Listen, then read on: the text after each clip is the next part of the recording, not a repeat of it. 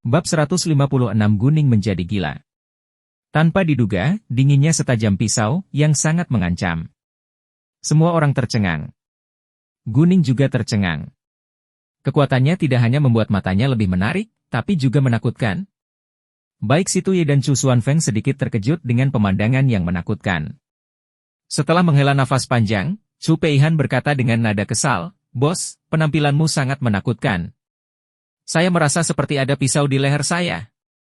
Chu Peihan berdiri tepat di sisi Guning, jadi dia merasakannya dengan lebih jelas. "Tepat, jika pandangan sekilas bisa membunuh orang, kita pasti sudah mati," keluh Hauran, seolah dia baru saja selamat dari bencana mematikan.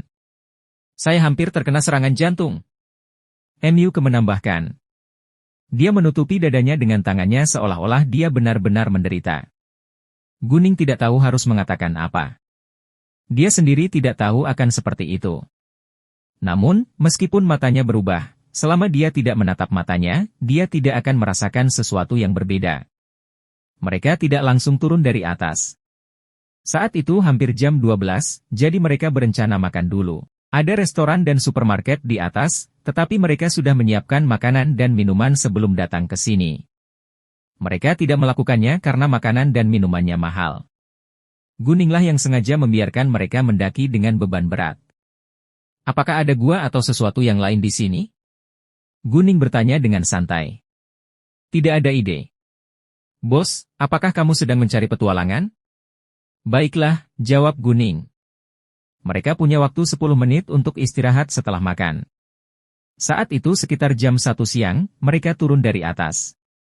Jauh lebih mudah untuk turun daripada naik, dan mereka hanya membutuhkan 1 jam 40 menit untuk kembali ke titik awal. Saat itu, sudah hampir jam 3 sore. Hauran mengusulkan untuk mencari tempat minum, tetapi Guning menolak karena ada hal lain yang harus dia tangani. Karena Guning tidak mau pergi, semua orang juga tidak mau pergi. Mereka bubar. Situ Ye ingin mengusir Guning kembali, tapi dia menolak lagi. Meski Situ Ye sedikit kesal, dia tidak memaksa.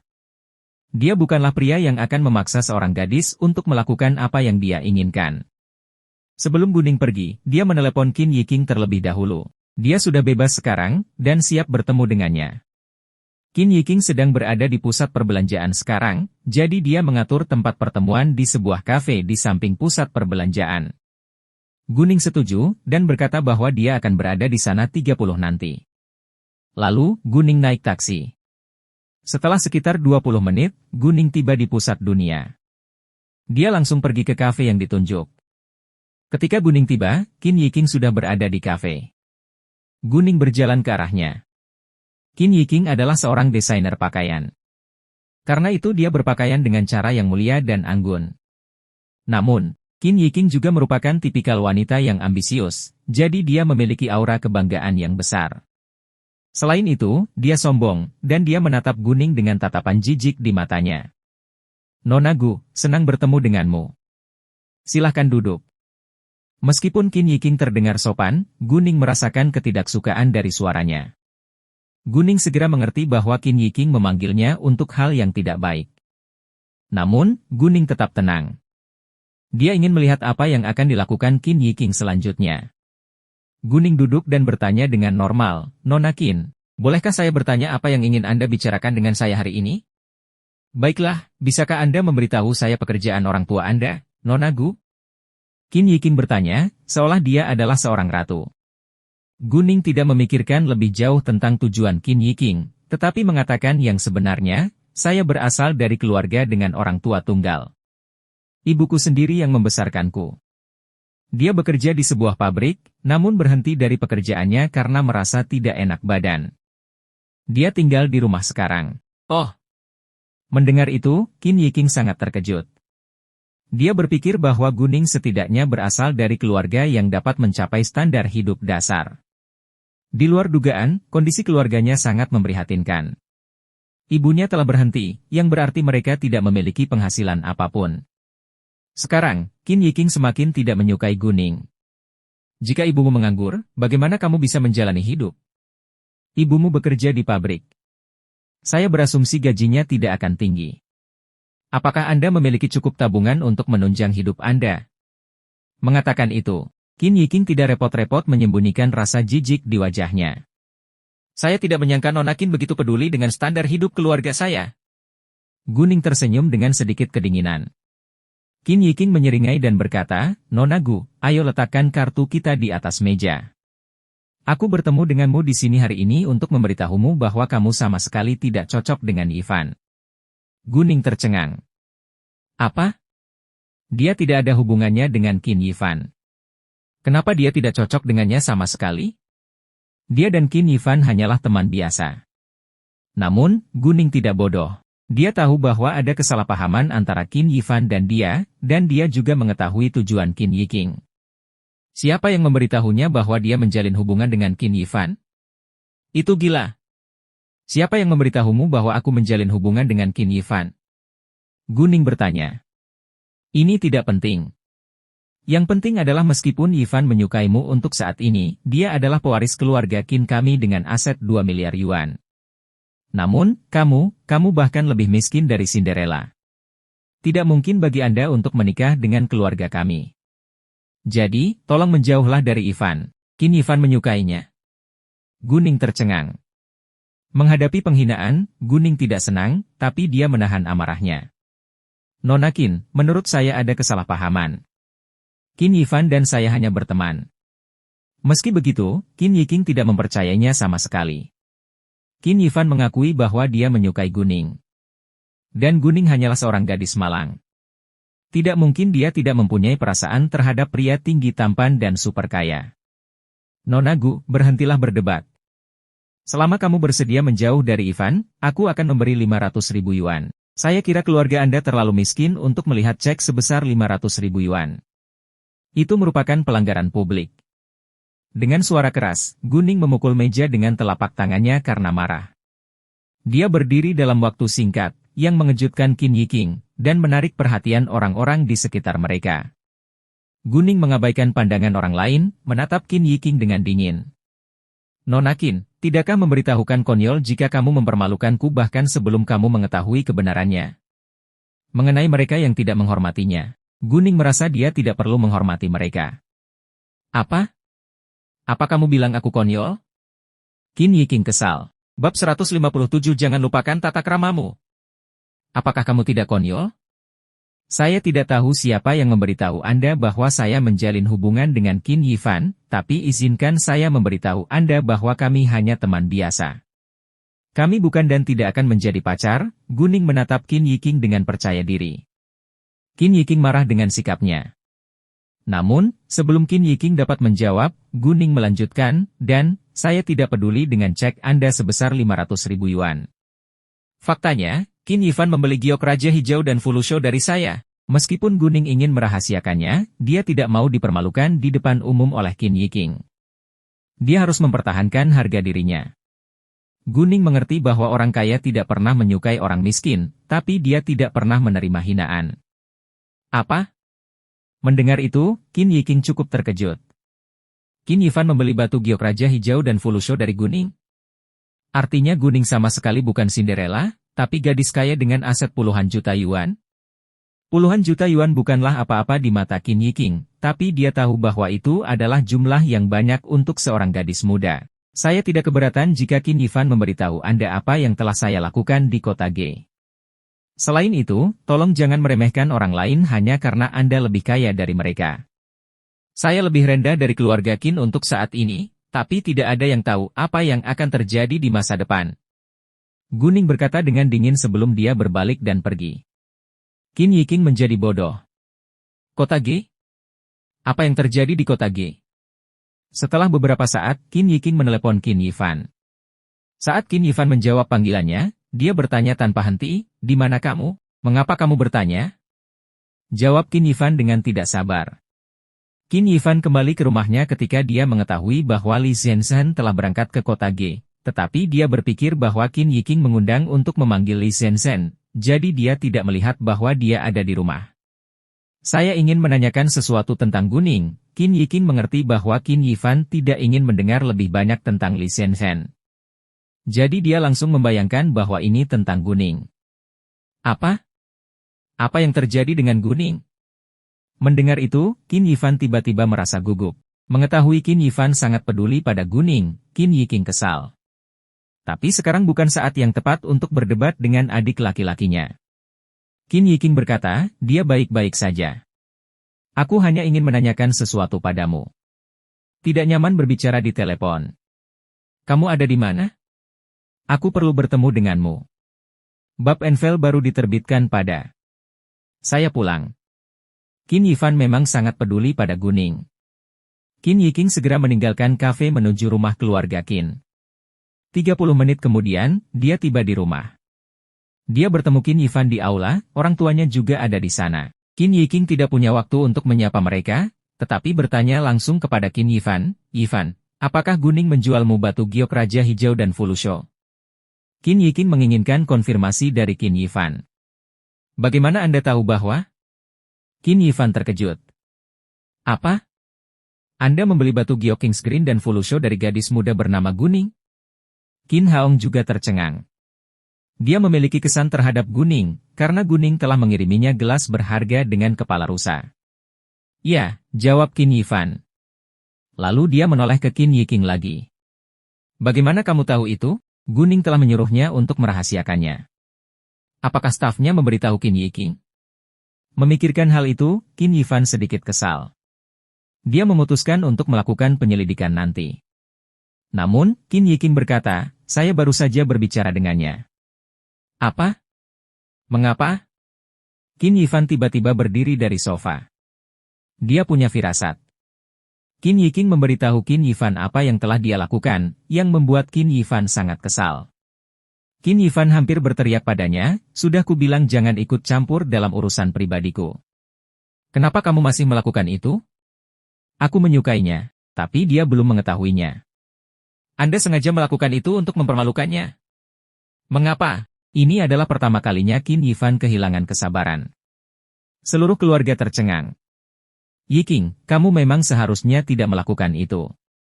Jangan lupakan sopan santunmu. Qin Haong juga marah atas perilaku Qin Yiking. Kamu ingin tahu apa yang terjadi di kota Gekan? Baiklah, izinkan aku memberitahumu sekarang. Qin Yifan sangat marah karena kakak perempuannya tidak menyukai Guning. Karena Guning tidak keberatan dia memberitahu Qin Yiking fakta sebenarnya, dia memberitahu keluarganya tentang semua yang terjadi di kota G. Dia memberitahu keluarganya bahwa Guning bertaruh dengan Li Shenzhen, dan bahwa dia telah membeli batu giok tingkat tinggi. Guning telah memotongnya dengan harga 130 juta yuan. Keluarganya terkejut. Namun, yang lebih mengejutkan mereka adalah kata-kata berikut ini. Dan giok Fulusho. Itu lebih besar dari kepalan tangan, yang nilainya lebih dari 100 juta yuan, tapi dia menggunakannya untuk membuat perhiasan untuk keluarganya. Apa yang saya dapatkan adalah sisa bagian dari batu giok itu. Apakah menurut Anda dia, yang kekayaannya lebih dari 100 juta yuan, akan menerima cek Anda sebesar 500.000 yuan? Qin Yifan bertanya dengan nada sinis. Apa? Keluarganya kini sangat terkejut. Giok Fulusho yang lebih besar dari kepalan tangan? Dia tidak bisa dibandingkan dengan keluarga Qin kita sekarang, tapi siapa yang tahu apa yang akan terjadi di masa depan? Dia bukan gadis biasa, kata Qin Yifan dingin, lalu dia keluar tanpa ragu-ragu. Saat dia keluar dari kamar, Qin Yifan memanggil Guning untuk meminta maaf padanya. Saat itu, Guning sudah ada di rumah. Dia berselancar di internet untuk mencari informasi tentang Gunung Yuntai. Dia pertama kali memeriksa apakah ada gua di Gunung Yuntai, tapi dia tidak menemukan jawaban. Gunung Yuntai adalah objek wisata. Karena tidak ada yang menyebutkan gua tersebut, kemungkinan besar gua tersebut belum ditemukan. Kemudian, Guning memeriksa apakah ada cerita atau legenda Gunung Yuntai untuk membantu pencarian petunjuk. Dia memang menemukan legenda Gunung Yuntai.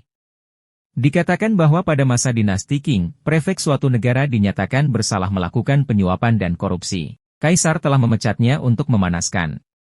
Kemudian pejabat korup tersebut bersama seluruh keluarganya telah melarikan diri dan datang ke Gunung Yuntai.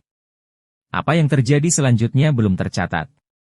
Hingga setengah tahun kemudian, seseorang menemukan mayat di kaki Gunung Yuntai. Sebuah cincin giok lebar dengan ukiran karakter Cina, Liu, ditemukan di jari pria itu. Belakangan telah dipastikan bahwa pemakaman ini adalah prefek Liu Jiang yang terkenal. Orang-orang belum mengetahui bahwa Liu Jiang bersembunyi di Gunung Yuntai sampai saat itu. Liu Jiang telah membawa banyak emas, perhiasan, dan sebagainya ke Gunung Yuntai. Oleh karena itu, pemerintah telah mengirimkan banyak tentara untuk menggeledah gunung tersebut. Namun, Gunung Yuntai adalah tempat yang berbahaya. Pemerintah menyerah setelah beberapa hari pencarian yang sia-sia. Karena legenda ini, banyak yang mengatakan bahwa ada barang berharga yang tersembunyi di Gunung Yuntai, namun legenda tersebut tetaplah legenda. Hal itu terbukti belum benar, jadi tidak ada yang benar-benar mempercayainya. Bab 158 Leng Xiaoting sedang melakukan tugas. Guning sendiri mungkin tidak akan mempercayainya kecuali dia telah melihatnya. Dia hampir yakin bahwa benda kuno di gua itu pasti milik Prefek Liu Jiang. Sementara itu, telepon Guning berdering. Peneleponnya adalah Qin Yifan. Guning tidak mau mengambilnya. Karena Qin Yiking, suasana hatinya sedang tidak baik saat ini, dan dia juga sedikit marah pada Qin Yifan. Namun, setelah beberapa saat, dia berpikir lebih baik menjelaskannya, jadi dia menjawab, "Hai." Begitu Qin Yifan mendengar suara Guning, dia meminta maaf, "Guning, aku minta maaf atas perbuatan kakak perempuanku kamu. Mohon terima permintaan maafku." Ya, permintaan maaf diterima. Guning tidak akan memaafkan Qin Yiking dengan mudah, tapi dia tidak berpikir dia akan sering bertemu dengannya di masa depan. Tidak perlu merusak perabotan dengan Qin Yifan. "Terima kasih," jawab Qin Yifan. "Sebenarnya ini salahku. Kalau bukan karena aku." Pada saat itu, Qin Yifan tiba-tiba berhenti.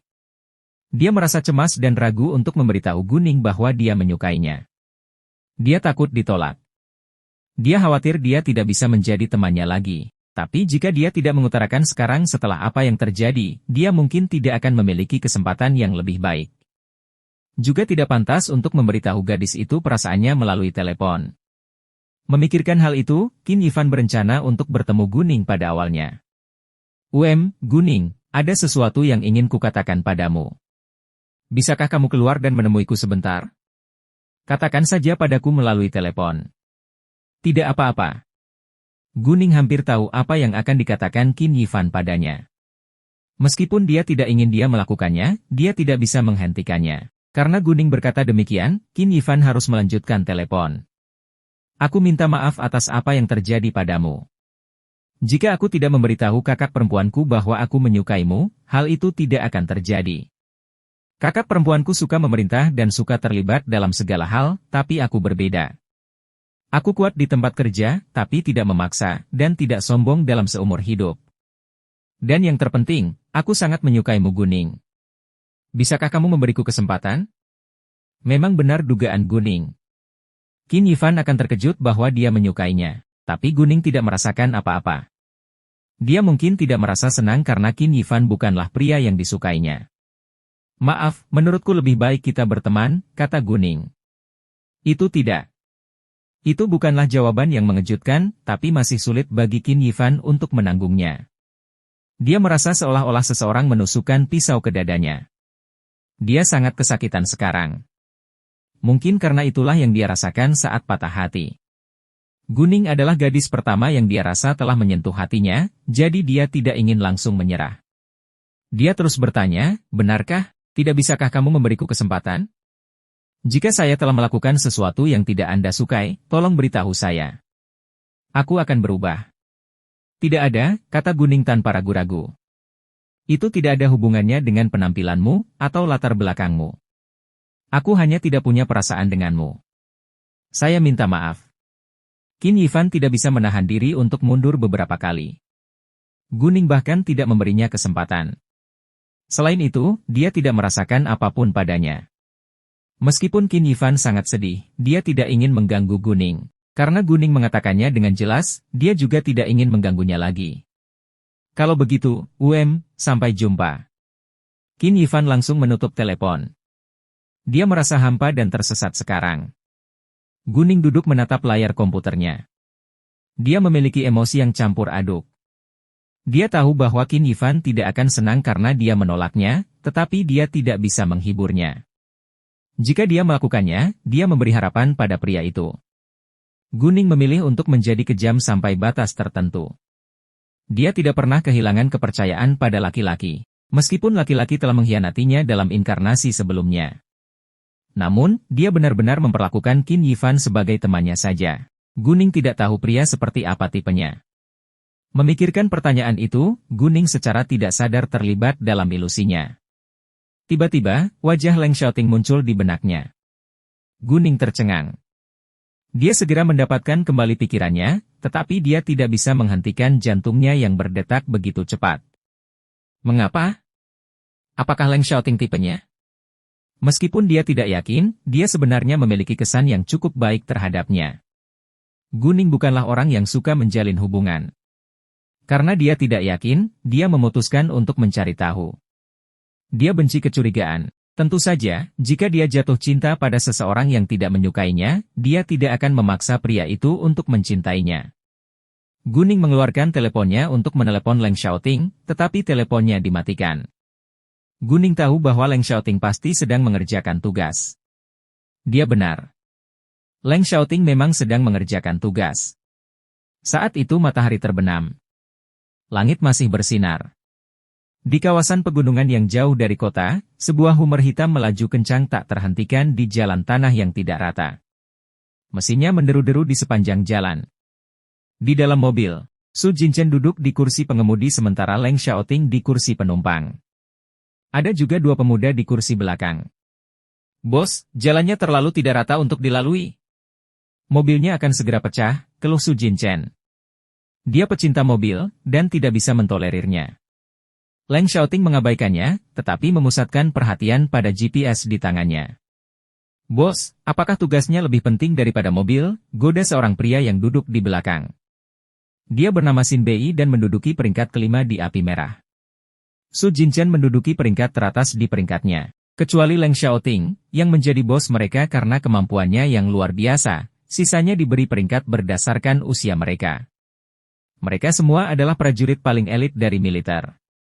Mereka adalah anak-anak muda yang telah meraih prestasi gemilang dan menduduki jabatan resmi.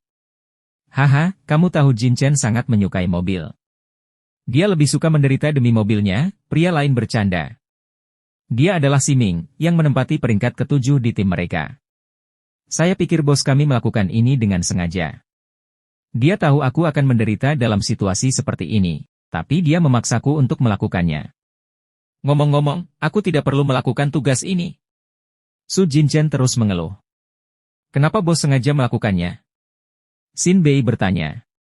Namun, sebelum Su Jinchen dapat membuka mulutnya, Leng Xiaoting berkata dengan dingin, hentikan mobilnya di hutan, lalu ayo naik ke gunung. Begitu Leng Xiaoting memberi perintah, tidak ada yang berani mengeluh.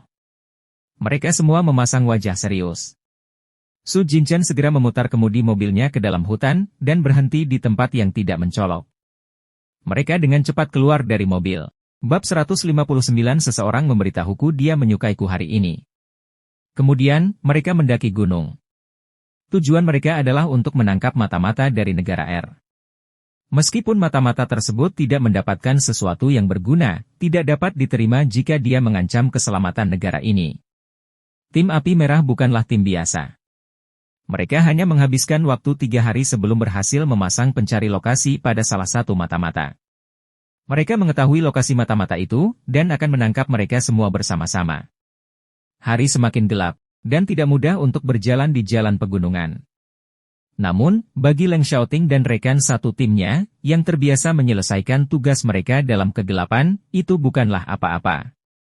Mereka bergerak cepat, namun pelan. Tujuan mereka semakin dekat. Setengah jam kemudian, Leng Xiaoting dan rekan satu timnya tiba di tempat tujuan. Itu adalah sebuah gua. Mereka tidak langsung mendekatinya, melainkan bersembunyi di antara ilalang dan pepohonan untuk mengamati keadaan di sekitarnya terlebih dahulu. Setelah memastikan tidak ada penyergapan, mereka perlahan-lahan mendekati gua. Ketika mereka sampai di pintu masuk gua, mereka mendengar suara-suara yang jelas dari sana. Meskipun dialognya menggunakan bahasa negara R, Leng Xiaoting dan rekan satu keluarga memahaminya. Mereka menguasai banyak bahasa, sehingga diperlukan kualifikasi untuk agen manapun. Mata-mata itu berbicara dengan santai. Sepertinya mereka tidak menyangka bahwa mereka telah ditemukan, yang merupakan keuntungan bagi Leng Xiaoting dan rekan satu tim. Mereka diam-diam berpura-pura masuk pada saat yang tepat. Dan sudah terlambat bagi mata-mata itu untuk menolak ketika mereka mengetahui bahwa mereka tertangkap. Setelah serangkaian tembakan, semuanya selesai. Meskipun itu bukan tugas yang sulit, Api Merah memperlakukannya dengan serius seperti biasanya. Api Merah selalu menjadi pilihan terbaik untuk menangani kasus internasional seperti itu, karena Api Merah adalah pasukan khusus yang paling dapat dipercaya di negeri ini. Tugasnya sudah selesai, tapi sungguh terik untuk kembali ke jalan itu. Su Jinchen menutupi dadanya dengan tangan, seolah dia kesakitan. Lagi pula itu bukan mobilmu. Apakah kamu benar-benar harus melakukan itu? Xin Bei tidak menyukai tindakannya. Jika itu mobilnya, dia mungkin akan menangis.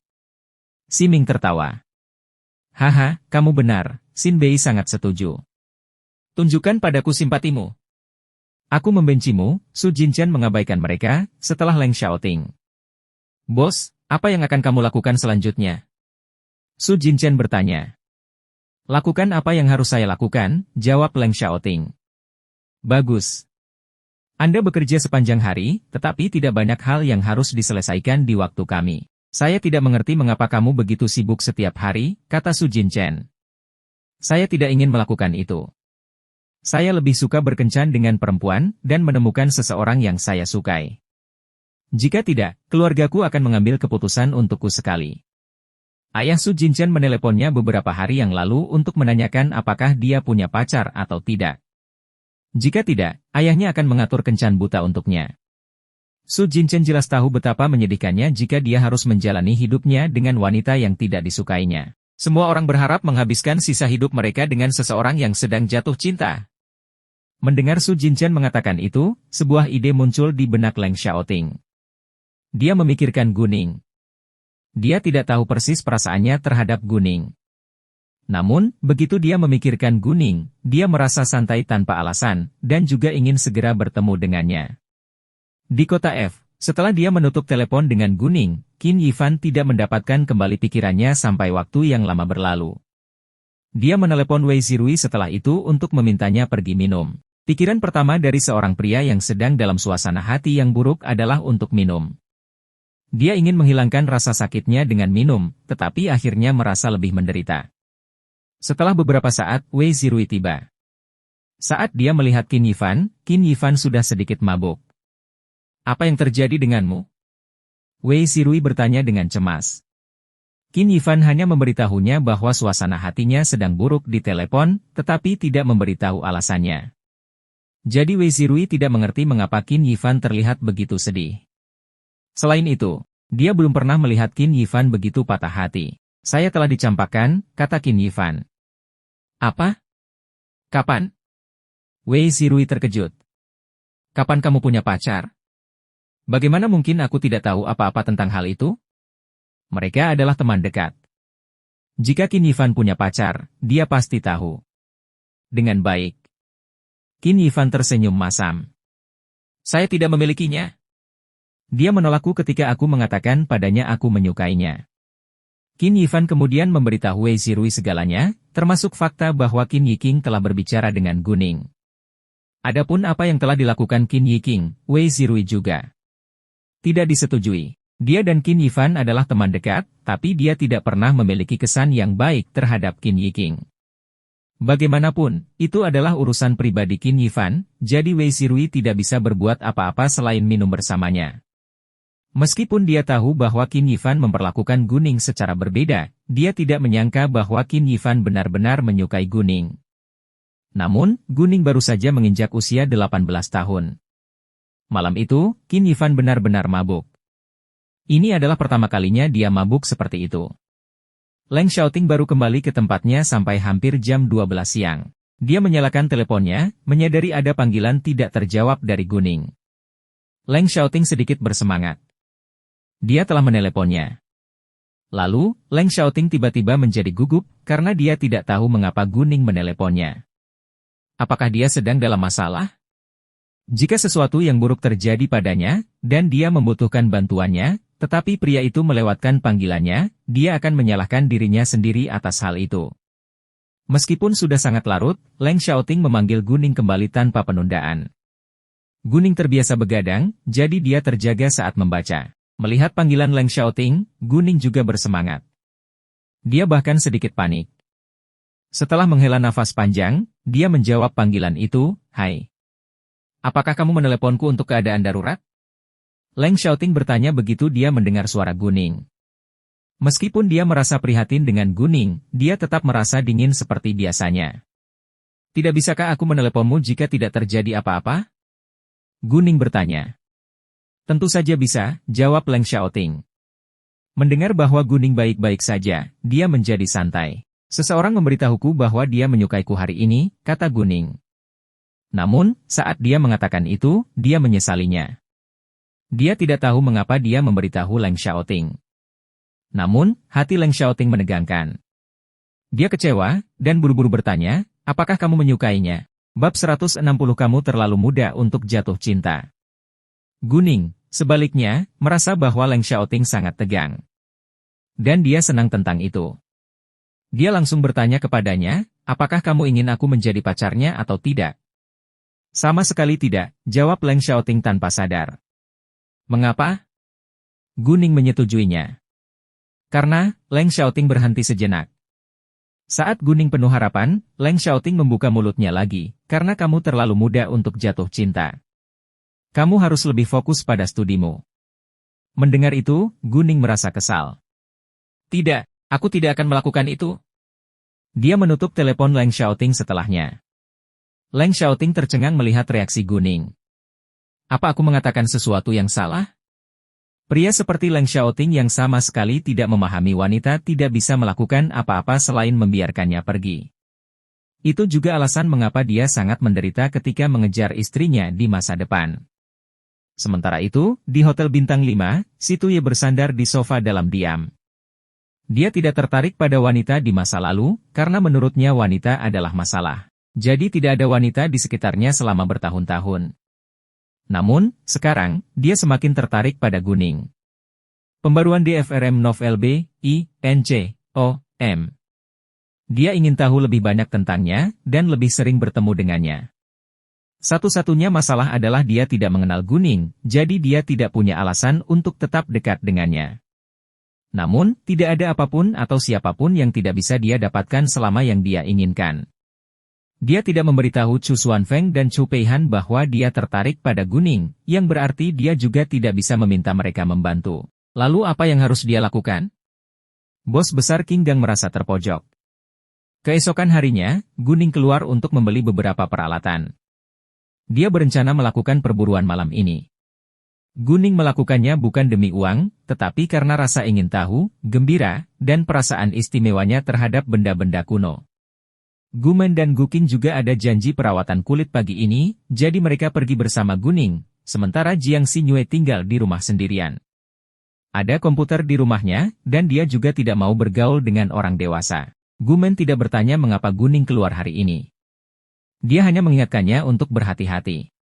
Gu Qinxiang dan Lin Lijuan serta Gu Xiaoxiao juga naik pesawat yang berangkat ke kota G. Guning pergi ke salon kecantikan untuk menemui Gumen dan Gu Qing setelah dia selesai berbelanja. Mereka akan makan dan berjalan-jalan nanti sebelum kembali ke rumah. Namun, saat Guning tiba di pintu, dia mendengar pertengkaran dari dalam. Dia mengenali suara marah Gu Qing, tapi dia tidak bisa mendengarnya dengan jelas. Guning merasa tidak nyaman, segera masuk. Di luar ruangan pribadi, sekelompok orang berkumpul. Pertengkaran berisik terjadi di ruang pribadi. "Nona-nona, silakan gunakan kamar pribadi lain. Tidak ada gunanya bagimu jika kamu mengganggu Nyonya Wu." Seorang ahli kecantikan berseragam merah mawar membujuk Gu Qing dan Gumen dengan cara yang arogan. "Mengapa? Itu caramu berbisnis?" Dialah yang menunda janjinya. "Mengapa kita harus pergi?" Gu Qing marah. Meskipun dia tahu Nyonya Wu bukan orang biasa, dia tidak bisa mentolerir perilakunya. Dan Gumen sangat ketakutan sehingga dia bersembunyi di belakang Gu Qing, yang membuat Guning merasa tidak nyaman. "Terus? Tahukah kamu siapa saya? Suamiku adalah Presiden Real Estate Dongheng, Wu Lianqin. Apa yang bisa kamu lakukan padaku?" Kata wanita itu, seolah dia adalah ratu. Wu Lianqin, Presiden Real Estate Dongheng, adalah orang yang memilih An Guangyao di pesta ulang tahun Guru Qin beberapa hari yang lalu. Guning berbicara dengan An Guangyao tentang Wu Lianqin setelah itu. Pria itu sangat ambisius.